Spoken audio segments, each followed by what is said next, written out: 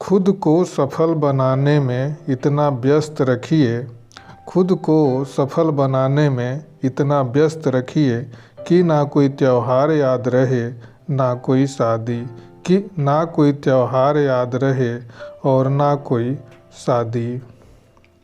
उस दिन से हर दिन त्योहार होगा उस दिन से हर दिन त्योहार होगा जब मिल जाएगी आपको कामयाबी जब मिल जाएगी आपको कामयाबी। नमस्कार मित्रों, आज के इस 43वें एपिसोड में आपका स्वागत है। मित्रों, हम ऊर्जा के वैकल्पिक स्रोत के बारे में पढ़ रहे हैं। ऊर्जा के वैकल्पिक स्रोत में हम सौर ऊर्जा के बारे में पढ़ चुके हैं। सौर ऊर्जा में हम सोलर सेल, सौर जल ऊष्मक और अन्य कई स्रोतों के बारे में पढ़ चुके हैं। अब हम आगे नवीकरणीय ऊर्जा, पवन ऊर्जा और जल ऊर्जा के बारे में भी पढ़ चुके हैं। साथ में समुद्री ज्वार भाटा से मिलने वाली ऊर्जा के बारे में भी पढ़ चुके हैं। अब हम जैविक पदार्थ या जैव मात्रा ऊर्जा के स्रोत के बारे में पढ़ेंगे। जीव जंतुओं के मलमूत्र, गोबर, कचरा, कृषि उत्पादों, अपशिष्ट आदि को जैव मात्रा कहते हैं। इनका विशेष प्रकार के संयंत्र में विघटन कर ऊर्जा के एक स्रोत बायोगैस का उत्पादन किया जाता है। गोबर में संचित रासायनिक ऊर्जा को बायोगैस में बदलने का कार्य गोबर गैस प्लांट में किया जाता है। इसमें वीडियो के अनुसार मिक्सिंग टैंक में गोबर को जल में मिलाकर पाचक टैंक में डाला जाता है, जिसमें चलाने के लिए एक ब्लेड होता है। इससे मीथेन और कार्बन डाइऑक्साइड के मिश्रण युक्त गैस उत्पन्न होती है। इस गैस को ही हम गोबर गैस या बायोगैस कहते हैं। इस बायोगैस में मीथेन और कार्बन डाइऑक्साइड के अतिरिक्त हाइड्रोजन सल्फाइड तथा हाइड्रोजन गैस भी अल्प मात्रा में बनती है। गैस प्लांट के शेष अपशिष्ट पदार्थ जो होते हैं वह कंपोस्ट खाद के रूप में प्रयोग किए जाते हैं। बायोगैस या गोबर गैस, जैसा कि हम जानते हैं कि कचरे से या जानवरों के गोबर से बनाया जाता है। इसमें कई प्रकार के कचरों का प्रयोग हम करते हैं। इसकी बनावट के बारे में यदि हम बात करें तो इसमें एक मिक्सिंग टैंक होता है। मिक्सिंग टैंक में हम उसमें गोबर या अन्य कचरा डालते हैं और वह एक वाल्व के सहारे या एक नई नली के सहारे अंदर डोम में जाता है और डोम में पाचक टैंक होता है। वहाँ पर एक ब्लेड होता है जो उसे घुमाता है और उसमें गैस बनती है, जो गैस वाल्व के रूप में गैस बाहर आ जाती है तथा कंपोस्ट अपशिष्ट पदार्थ हम खाद के रूप में प्रयोग कर लेते हैं। अब इसमें मुख्य रूप से, जैसा कि हमने बताया, मीथेन जिसका रासायनिक सूत्र CH4, कार्बन डाइऑक्साइड जिसका रासायनिक सूत्र CO2 तथा हाइड्रोजन सल्फाइड जिसका रासायनिक सूत्र H2S तथा हाइड्रोजन गैस जिसका रासायनिक सूत्र H2 होता है। ये सभी गैसें होती हैं। अब हम नाभिकीय ऊर्जा या परमाणु ऊर्जा के बारे में बात करेंगे। हम यह जानते हैं कि किसी परमाणु का द्रव्यमान उसके नाभिक में होता है और नाभिक परमाणु का लगभग 1/1000वां भाग होता है। इसी में परमाणु की अधिकांश ऊर्जा भी होती है। जैसा कि हम जानते हैं कि परमाणु के नाभिक में प्रोटॉन और न्यूट्रॉन होते हैं। प्रोटॉन धनात्मक होता है जबकि न्यूट्रॉन आवेशहीन होता है। जब किसी भारी तत्व जैसे यूरेनियम का नाभिक हल्के बेरियम या क्रिप्टन नाभिक में टूटता है तो अत्यधिक मात्रा में ऊर्जा निकलती है। इस प्रक्रम को हम नाभिकीय विखंडन कहते हैं। नाभिक के विखंडन से प्राप्त ऊर्जा को नाभिकीय ऊर्जा कहते हैं। यदि नाभिक के विखंडन की क्रिया को नियंत्रित न किया जाए तो यह क्रिया तेजी के साथ होती है। इसे विखंडन की अनियंत्रित अभिक्रिया भी हम कहते हैं। इस प्रक्रम में अल्प समय में ही विशाल मात्रा में ऊर्जा उत्पन्न होती है, जिसके कारण उसमें परमाणु बम जैसा विस्फोट हो सकता है। उपयोगी रूप में ऊर्जा उत्पादन के लिए नाभिकीय विखंडन की प्रक्रिया को नियंत्रित करना आवश्यक होता है। इसके लिए हम परमाणु भट्टी या न्यूक्लियर रिएक्टर का प्रयोग करते हैं। हमने नाभिकीय भट्टी का नाम या न्यूक्लियर रिएक्टर का नाम अवश्य सुना होगा। नाभिकीय भट्टी, जिसे हम न्यूक्लियर रिएक्टर कहते हैं, इसमें नियंत्रित दर पर परमाणु ऊर्जा प्राप्त होती है, जिसका उपयोग विद्युत उत्पादन के लिए नाभिकीय पावर प्लांट में किया जाता है। परमाणु भट्टी में नाभिकीय विखंडन से उत्पन्न ऊष्मा से जल गर्म करके भाप बनाई जाती है और उच्च दाब की भाप में टरबाइन चलाई जाती है, जो विद्युत जनरेटर से जुड़ी होती है। जनरेटर विद्युत उत्पादित कर नाभिकीय ऊर्जा को अंततः विद्युत ऊर्जा में परिवर्तित कर देता है। परमाणु भट्टी में परमाणु विखंडन, जिसे हम नाभिकीय विखंडन कहते हैं, की क्रिया नियंत्रित होती है। नाभिकीय भट्टी में उत्पन्न नाभिकीय अभिक्रिया से जो नाभिकीय ऊर्जा प्राप्त होती है वह बहुत ही अधिक मात्रा में होती है और वह नाभिकीय ऊर्जा बहुत अधिक समय तक चलने वाली ऊर्जा का स्रोत है। तो इसे हम इस प्रकार नियंत्रित करते हैं जिससे कि वह आसानी से हमको अधिक मात्रा में ऊर्जा प्राप्त हो सके।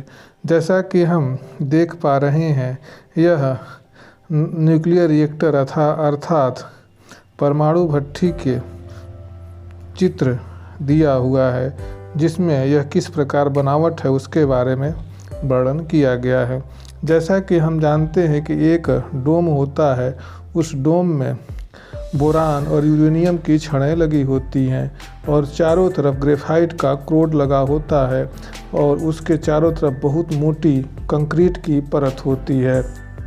डोम से निकली हुई नली गर्म गैस की होती है तथा डोम के निचले भाग में हम ठंडा जल प्रवाहित करते हैं, जिसका दोनों का संपर्क ताप परावर्तक से होता है, जिसके कारण गर्म जल बहुत तेज़ी से गर्म हो जाती है और भाप का रूप धारण कर जाती है।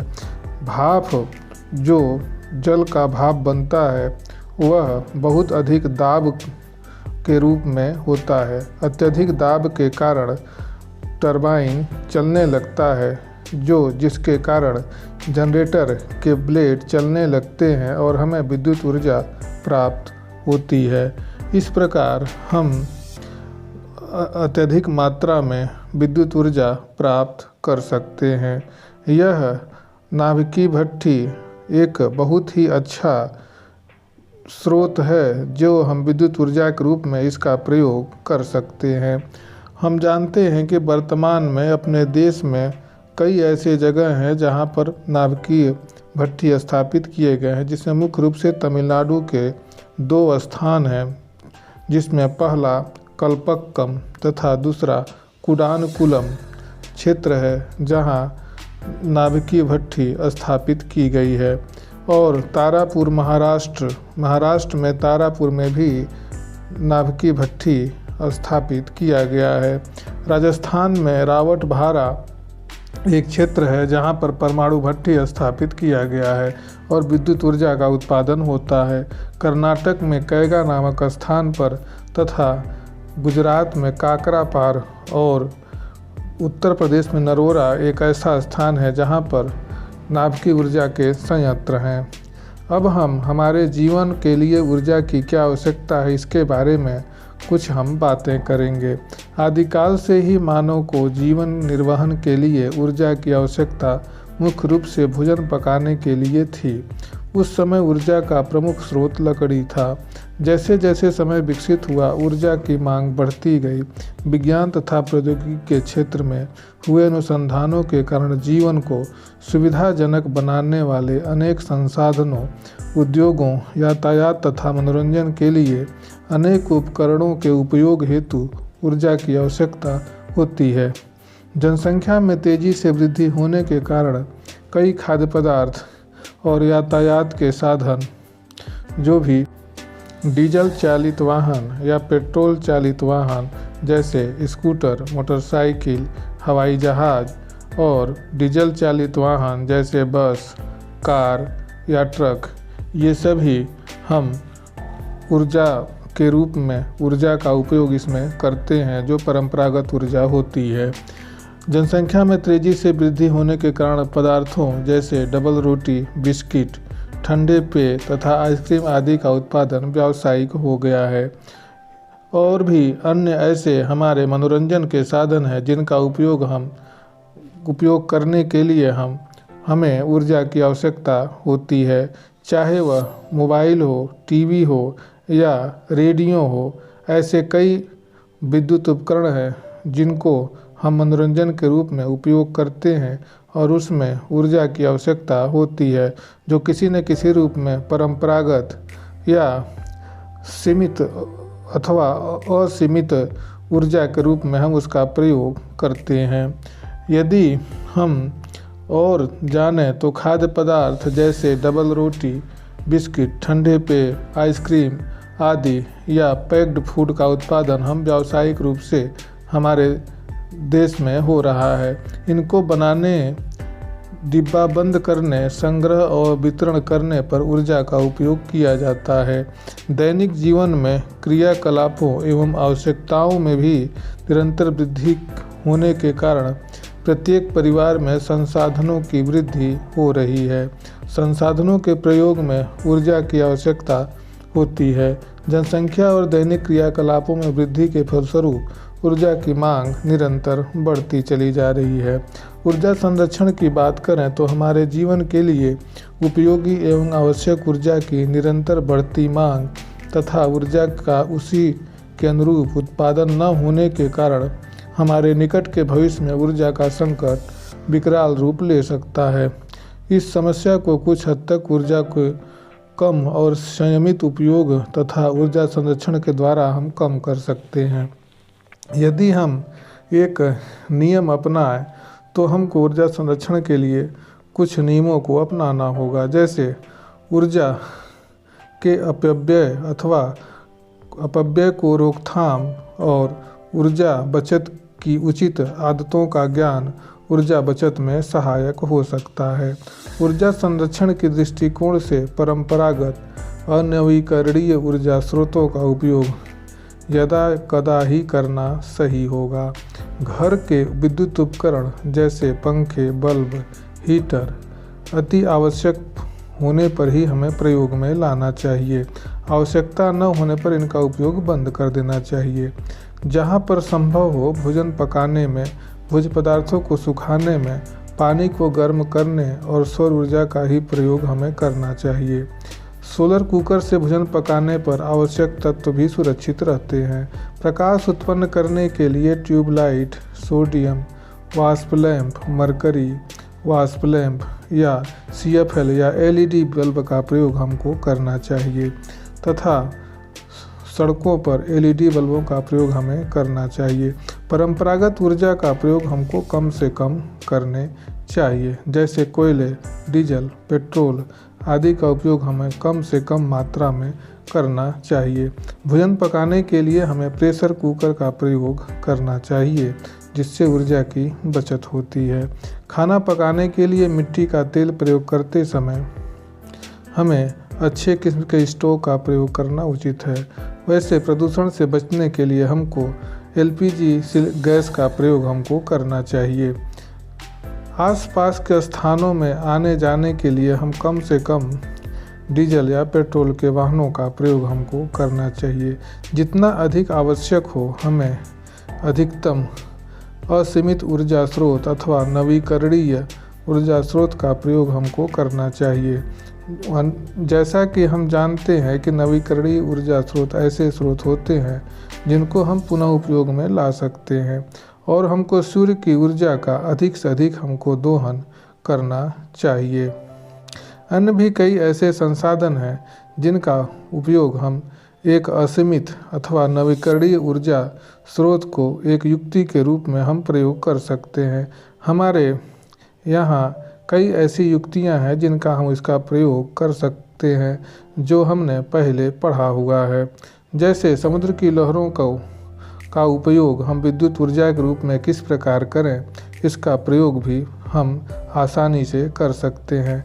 जैसा कि हमने बताया कि न्यूक्लियर रिएक्टर अर्थात परमाणु भट्ठी जो असीमित ऊर्जा का स्रोत है, इसका उपयोग भी हम एक विद्युत ऊर्जा उत्पादन में कर सकते हैं। कई ऐसे अन्य संसाधन हैं जिनका उपयोग हम आसानी से हम असीमित ऊर्जा स्रोत के रूप में कर सकते हैं। जो संसाधन हमें प्राकृतिक रूप से प्राप्त हैं और सीमित मात्रा में हमारे पास मौजूद हैं, उनका हमको कम से कम उपयोग करना चाहिए। बिजली के हम ऐसे उपकरणों का प्रयोग हमें करना चाहिए जो कम से कम बिजली की खपत करें और हमें ज़्यादा से ज़्यादा उसका लाभ हमको मिल जाए। चाहे वह बल्ब हो या पंखा हो या ट्यूबलाइट हो, ऐसे यंत्रों का प्रयोग करना चाहिए जो कम से कम बिजली की खपत कर सकें। इसलिए हमें अधिक से अधिक असीमित ऊर्जा स्रोत अथवा नवीकरणीय ऊर्जा स्रोत का प्रयोग हमें अधिक से अधिक मात्रा में करना होगा। तो मित्रों, यह एक प्रकार का हम यह प्रण लें कि हमें अधिक से अधिक असीमित ऊर्जा स्रोत का प्रयोग हमें करना चाहिए, जैसे सौर ऊर्जा, सौर जल ऊष्मक, सोलर सेल और भी कई ऐसे संसाधन, जैसे हम लहरी या ज्वारीय ऊर्जा का प्रयोग हम कर सकते हैं। अपने विद्युत ऊर्जा के उपयोग के लिए हम ऐसा कर सकते हैं। तो मित्रों, आज का इस 43वें एपिसोड में बस इतना ही। धन्यवाद।